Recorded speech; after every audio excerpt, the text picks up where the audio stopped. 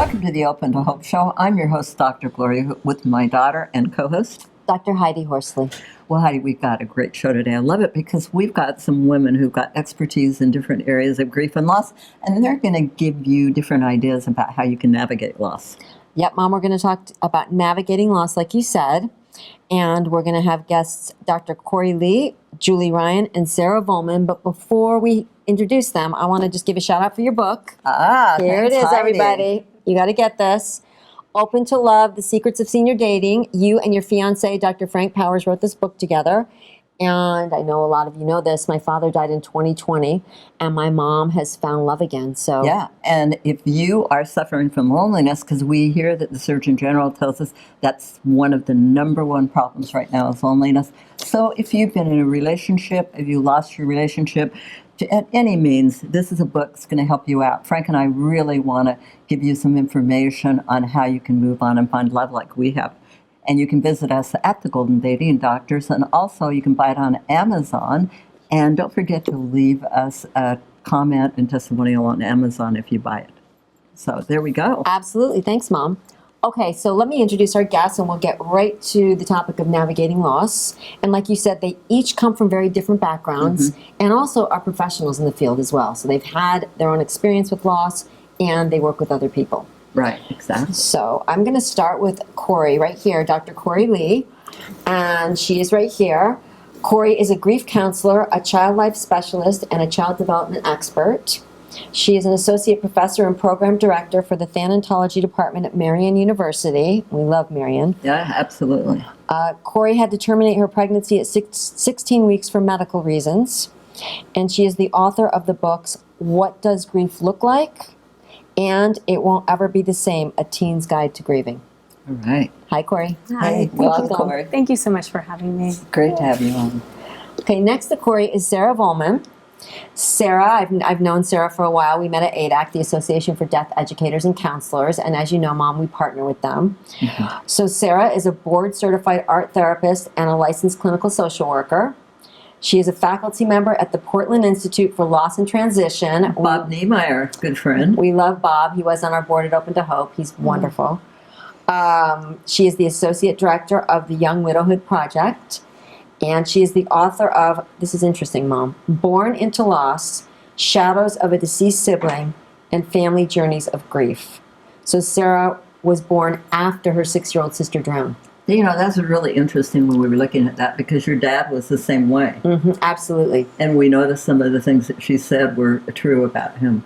And I was saying to Sarah, my dad kind of didn't realize he was a replacement child. That's right. Because his brother died while his mother was delivering. So it wasn't until later on, and he never met his brother, so it wasn't until later on where he went, wait a minute, I'm a bereaved sibling and I'm a replacement child, wait. So this is so interesting to me that you wrote this about your own situation. Yes. So please go get that book. And then Sarah is currently earning her doctorate at Tulane University. I am. Welcome, Sarah. Thank you so much for having me. Yeah, Great it's to good to have have you. And next to you is Julie Ryan, who's been on a bunch of our podcasts. Yes. Julie is a psychic medium and a medical intuitive. She's written numerous books, many books. We have a lot of them that I'm going to show while we're talking. One of them, I'm just going to name a few. Angelic Attendants, What Really Happens as We Transition from This Life into the Next. And Angel Messages for Kids. And then you have a new one that's called Angel Messages for Your Life's Journey. And there are several others as well, right? And we've met her also at Helping Parents Heal. Yes, that's right, at that conference. Yeah, great conference. Julie is a businesswoman, author, podcaster, and an inventor. Welcome, Julie, to the show.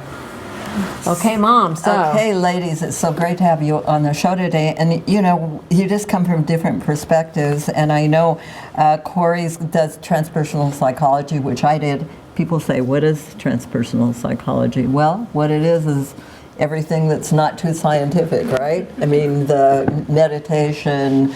I know one of the things that I was interested in looking at your background is that you're, as I am, interested in ritual. So I think that's one of the things that we're going to want to bring in here with you. Sarah is involved with looking at collage therapy. You did that at Portland Institute, right? Art therapy, yes. Yeah, and art therapy. So, and coming into a different kind of area. And then Julie is involved in those signs and connections, which is a great, way to look at different things that you can do with grief and loss. So I'm watching the show, Heidi, and I'm thinking as I'm listening to this, sounds really interesting, like there may be some different ways I can go. Because I think one of the things that happens with grief and loss is that we think that you either have to go to a therapy session, talk about it, but you really don't have to do all that, do you? Aren't there other ways to approach it where this isn't right on, bam, So let's talk with you a little bit first, Corey, about, I know you lost your child and you were talking about doing something with rituals and stones and... Yeah. And, I like to think about ritual as pretty much any act. You can take anything and ritualize it. And a ritual is nothing more than something that is infused with meaning and purpose. So you can take tying your shoes and turn that into a ritual, washing your dishes, right? So really finding ways that we can externalize the grieving experience. We can give shape and name. It's very similar to the art therapy process in a lot of ways. You can certainly use art for ritual, but for the personal experience that I had, because I never got to meet my baby, I never got to hold my baby, but I thought of myself as a mother, but it was such an ambiguous type of grief where if I didn't get to meet them and have a relationship with them, how do I grieve them? And so when I received the ashes, I had the ashes for quite some time, for about 4 years. And in Santa Fe, where I live, there's an organization called Parting Stone, and they will take human remains, ashes, and turn them into solidified remains. So they are almost like river rocks. And that process of being able to touch and hold and actually see my baby in that transformed, like literally transformed way, helped to move the grief that was within me. And so it feels more spacious within myself. I love this, and I love the Newsweek article that you did about this. And what I find really interesting, Mom, is as you're talking, I'm realizing you and Sarah both never met. You didn't meet your son. Sarah never met her daughter. My sister. I mean, your sister. Yes. Who, Jane? Julie. Julie, who drowned when she was 6, right?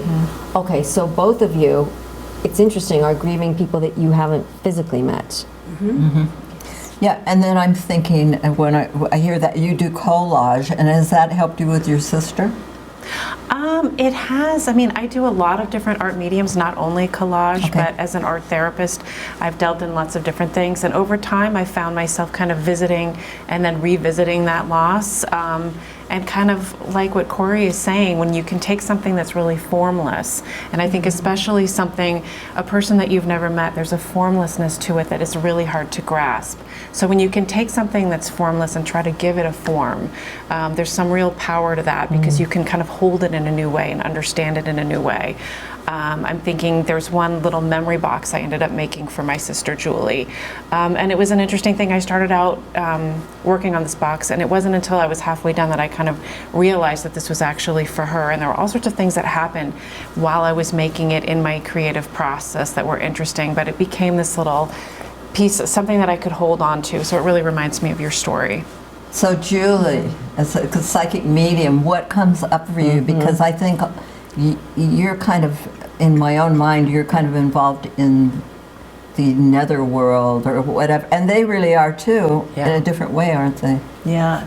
What I have found is that it's really helpful, and I'd be happy to do this with both of you, to talk to your loved one's spirit. And we all communicate with spirit all day long, but we're just not aware of it, because our heads are like big satellite dishes, and they receive and transmit frequencies, and every spirit has a frequency they keep throughout all their lifetimes. So in order to get in touch with them, all you have to do is think of them.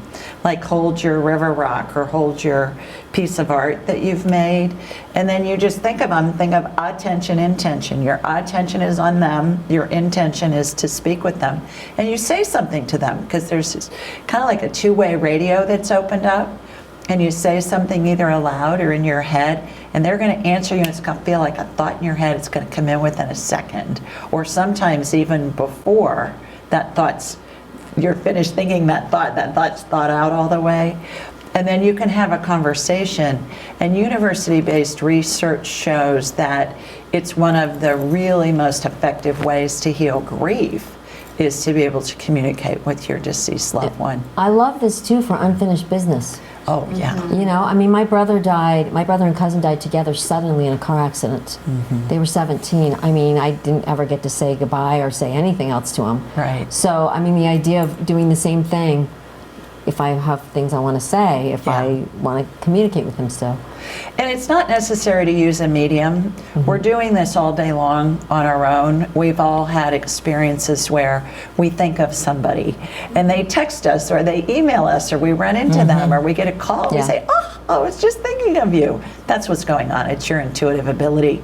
So it's just a matter of developing and then recognizing and enhancing it. Everybody has the ability to do it. I'm wondering, these signs and connections. Have you had any signs of connections from your sister or from your person? Absolutely. And speaking of that, in the literature, we call it after-death communication. Right. In my dissertation, I interviewed bereaved parents and siblings about their experience grieving and the impact that legacy items made in the hospital had on their grief.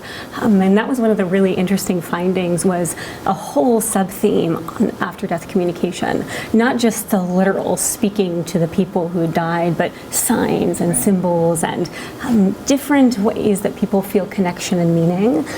So for myself, I was talking before we started airing the show about, I think it was like 72 hours after my loss had occurred, I started to see hawks. And I saw a hawk almost every day for a whole year. And for myself, that gave meaning and purpose and connection. And even now, when I'm feeling lost, when I feel like I need some support, I will ask to see a hawk and I will see a hawk. It might not be that day, but within like a 24-hour time period, the hawk will come. Sarah, how about you? Well, you know what's interesting for me, honestly, I feel like for me, my loss was very stuck for a very long time. And I think that is partly, you mentioned the thing about your dad. In my family, and so not only in my immediate family, but also in my greater community, I think no one ever thought that this loss belonged to me because I was born afterwards. Yeah. And yet here it was, this is why eventually I researched it and wrote a book about it. You're born into this family where everyone is so affected by loss, but people assume that something that happens before you were born can have no impact on you, that it's not yours. And even as a kid, if people would find out, so it was always complicated for me if someone would say, how many siblings do you have? And if I'd say I had a sister who died, people would say, oh no. And then if people would find out that it happened before I was born, they'd say, oh, okay, so you're fine. So it was very stuck for a very long time. And it wasn't until really I was an adult and relatively recently that I was able to kind of get more in touch with who my sister was and try to begin to have a connection to her. Well, and the interesting thing is, I got to ask you a question. I just have a feeling that you have a thought about her sister. Well, I think your sister she's been around you since before you were born, certainly in utero. She was around you, and she's been like your little guardian angel going, go do that, go do that. She's been advising you since the beginning of your time here in this incarnation. Is that how you feel? I think that is true. Yeah. I do think that is true. And she has a little mischievous streak to her. Oh, that's interesting. You have to ask your family, but she seems like she was really a character. Okay. Have you heard that? I've heard that she was perfect. Oh, that's what happens with siblings That's when called they die. They selective become amnesia. perfect. Yes. And to I get quote it. my mom, everyone who loses a child says that they were perfect, and I know they say that, but just I want you to know that your was. sister really was perfect, Oh, geez. and even her kindergarten teacher said so. There's my quote. Oh, please. So, It's a tough act to follow when you've a- had a sibling die. What Yes. do you think her sister would? What do you think her sister would say to her now? I think your sister would say to you, you're the one that's perfect. I like that. I like that. Yeah.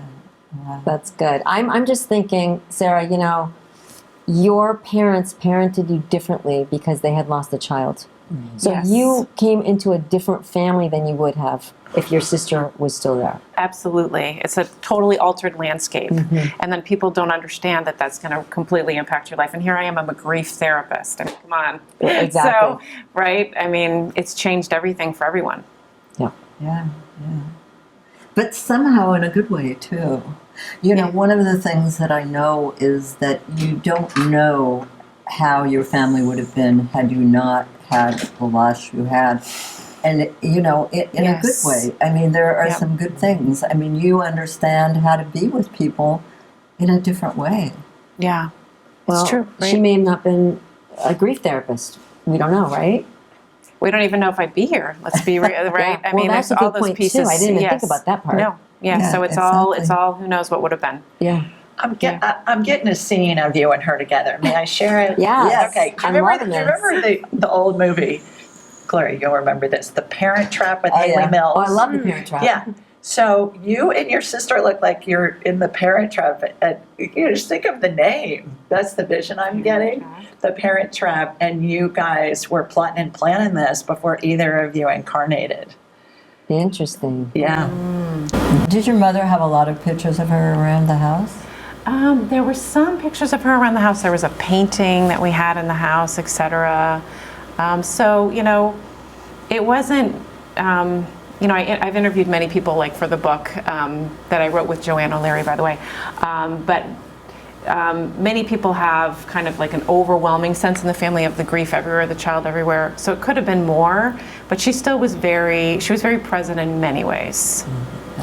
Well, what we love to say is they count the pictures, right, Heidi? Oh, absolutely, yes. We definitely count the pictures of our siblings that have died and see how many there are of us. Yes. Right? Yes. Well, it's very symbolically important, isn't it? I'm wondering, because sibling loss, and especially in your case, we are often overlooked and minimized, but same holds true for, I've had 2 miscarriages and you had a child that died at 16 weeks. Do you feel like, since they weren't physically here, that has also been minimized and not acknowledged, your own loss? Oh, absolutely. Yeah. I mean, and we know in the literature that disenfranchised grief is something that's many different populations experience, and we have a name for it now, disenfranchised grief. We understand what those 5 characteristics are, like academically, right? But then how do we take that understanding academically and move it to the community so that people can feel seen and heard and validated? And when your son died, did you feel like people reached out to you, were supportive, or not really? No, not Okay. really. People didn't know what to do with it. They didn't. They were supportive and condolences, and I'm sorry, but I also did not share the details. I was living in a state with very restrictive abortion laws at the time. I started a brand new academic position. I had to essentially have my termination and a week later start teaching perinatal development to undergrads. Maybe we ought to say a little bit of background about your story, because you had endometriosis. So it was, and you had a surprise pregnancy. Yeah. Because you didn't know that you would be able to get pregnant. If you know, the cells of the uterus don't allow for the implantation of the egg, which is a problem. So this was kind of a miracle child. It was. It was a miracle child with you and your husband, and then with finding out that the baby was going to be very compromised and deciding that you needed to terminate the pregnancy, you also knew with that you may not have another pregnancy. Yeah. So you had a double whammy grief coming on here. Yeah. Yeah, and so what people ask, I've received the question oftentimes, well, did it help you to grieve because you're a grief counselor or you're a thanatologist? And I was like, absolutely not. yeah. You know what? That's one of the things that I want to say about what we're talking about on the show today, is that it's not all intellectual people. I hate to tell you, but the grieving process is like 90%. When Scott died, I was a clinical nurse specialist for the surgical service at University of Rochester, and I taught there. I taught grief and loss. I worked on a burn unit. My son was burned to death. I was totally immaculately, if you want to say, prepared through this experience, I watched myself go through every stage that, at the time it was only a Linderman article that was important from the Coconut Grove fire, and I looked at his stages. I watched myself go through it. I watched myself to go through, you know, these waves of grief, and on everything that they said people do, I did. It's like, there's no, it's not in the brain, you know, you're gonna do it. It's in the body. Yeah, it's in the body. You're going to go through this What about when Dad experience. died? My father died in 2020, and my mother all of a sudden made all these changes, and she said, "Who's saying that you shouldn't make any changes in the first year?" I always just bought that. I just went along with it. I gave all this counseling, and I'm like, what am I talking She's like, about? I don't agree with it anymore. This is, If I want to make some changes in my life, I'm going to, even though it's Okay. the first year. you know, and you know, I don't. Who's telling us what we're going to do? Yeah. The body's going to do it. And my friend was a pediatrician at the time, and my daughter, Heather, was 14, and my pediatrician, who was a friend, came over to the house, and I'm like, I'm really worried about Heather. The other girls were out of the house and in college. I was worried about them too, but they were away. And he said, her body's going through adolescence. It's going there. There's not a thing you can do about it. There's not a thing she can do about it. She's going through adolescence. Don't worry about her. It's going to happen. You're not in control. Isn't that what we find out in grief and loss, is that we're not in control? Yeah, very much so. And I remember in the early days of grief being really quite worried that I was a phony, right? Because I'd been working in the grief field for a very long time and never really experienced a significant loss. And I spent several weeks going back and thinking about all the families I've worked with, like, did I say the right thing? Did I do the right thing? Like, now that I've had this experience, will I do anything different? And at the end of the day, the answer is no, I didn't do anything different. But it really has fundamentally transformed and informed the way that I work with grieving families. Can we have Julie log in for you? Well, the thoughts that's coming to mind is I had a woman on my show who's a perinatal and natal grief counselor, and she's an RN, and it's a new department in some of the OBGYN departments in hospitals where they have specialists, because nobody gets any support when they've had a miscarriage or a stillborn baby, and that's what I'm hearing from you, or an abortion. And it's all the same. Grief is grief, but it's a new specialty, and I love that that's coming around. My son's best friend's wife just had a miscarriage, and I saw her, and we were at a family party, and she got a hold of me. I gave her a hug, and she just cried and cried and cried and cried and cried, and she said, nobody understands this. I know you do. I said, well, we'll talk to the baby. And I was going to say, do you have any connections with with what's going on with her and her son? Yeah, tell me your son's name. What? Maurice. Maurice. Okay, so Mom, it was all part of the master plan. He loves that you did the rock things. He loves those. So you have those sitting out somewhere where you can see them a lot and you hold them, right? And he's saying that sometimes you'll feel a vibration in your hand when you hold them. And so that's his message to you. Okay, Maurice, what's the deal with the hawks? Well, the hawks are fun. They're messengers from the divine. He likes how they fly. He likes how they angle. Like when a hawk's in flight, you know, and it can angle because it's going in to get a mouse or something for lunch. And so he loves that. He's saying that in past lives he was a flyer. He's saying that he was a pilot, and he also, I'm thinking of Icarus. He's showing me a picture of Icarus, you know, the Greek god that flew too close to the sun and melted his wings. So, yeah, he's around you all the time.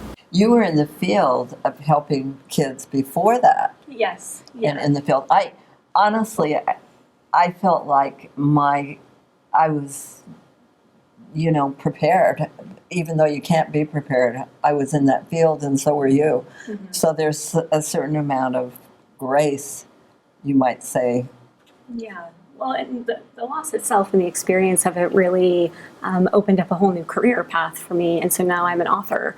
And it was actually at the year anniversary of his loss that I sat at the kitchen table and I wrote my first book in one full swoop.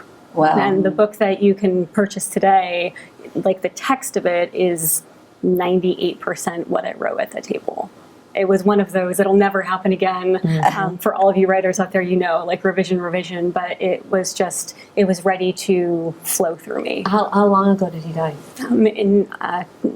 It was August of 2020. 2020. Okay, so Yeah. not that long. I'm wondering, Sarah, how did you now decide to do this book? I think the book's been in me for a very long time. I started, it was interesting because I knew I wanted to write it. And, when I was much younger and people said to me, you need to do some research first and kind of develop your expertise so that somebody will publish your book. So I did this, I did some research and I published a clinical article in the Omega Journal about people born after the death of a sibling. So that was kind of my first step. Right. And I'm going to have to interrupt you a little bit because we're running out of time. Can you tell us where to get your book and your website Yes. and all that? so my book is on Amazon. So it's my book. I also wrote it with Joanne O'Leary, Born into Loss on Amazon. Okay. And Yes. do you have any other special website you want to give us? No, that's it. Okay. Okay. And how about, do you have a website? And- Yeah, so Corey. my website is my name. It's CoreyLeePhD.com, and you can purchase both of my books literally anywhere books are sold. My publisher is Free Spirit Publications, so you can get it from the publisher or by Amazon, Target, Walmart, anywhere you can get books. All right. And how about you, Julie? Everything's at AskJulieRyan.com. My podcast is Ask Julie Ryan. My YouTube channels are all Ask Julie Ryan. My books are sold everywhere. And everything's at AskJulieRyan.com. And you have a call-in show. I have a call-in show every Thursday night at 8 Eastern, and people call in from all over the world and partake in the buffet of psychicness, which is All right. fun. And I have a free copy of my book. May I mention that? Yeah. Yes. Yeah, for anybody that's watching or listening, just go to AskJulieRyan.com and you'll see on the homepage, get a free copy, and that will be of my book, Angelic Attendants, What Happens as we transition from this life into the next. All Love right. it. Well, ladies, thank you for being on the show today. You want to say one quick thing to help somebody who's had a loss? You are not alone. Okay. We are all here to support you. All right. Talk to your deceased loved one. It's going to give you a lot of comfort and joy. All right. Well, thank you so much for being on the show today, ladies. Yeah, this was great. Thank you. And Heidi and I always want to remind you, if you've lost hope, please lean on ours until you find your own, and God bless.